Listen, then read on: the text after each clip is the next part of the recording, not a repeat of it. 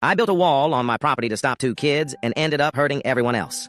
I'm Mark, and I built a wall around my backyard after a couple of kids kept crossing boundaries, even though it ended up affecting everyone else.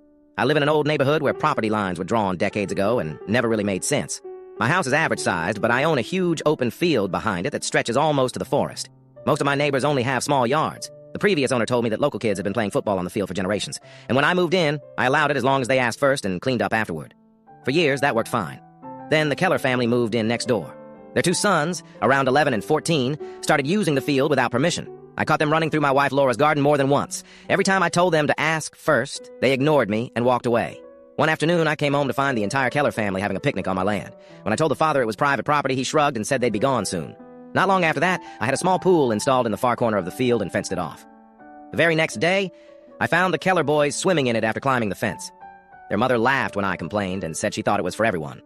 A few weeks later, Laura and I were away visiting family. And when we returned, there was a fire pit dug into the field, trash everywhere, and clear signs a party had happened. That was the final straw. I hired a contractor friend and spent nearly 9,000 euros building a solid wall around the entire property. When neighbors asked why, I told them to blame the Kellers. A few days later, the neighborhood kids showed up, and one boy named Leo asked if they could still play there. I snapped and said no. It was private now.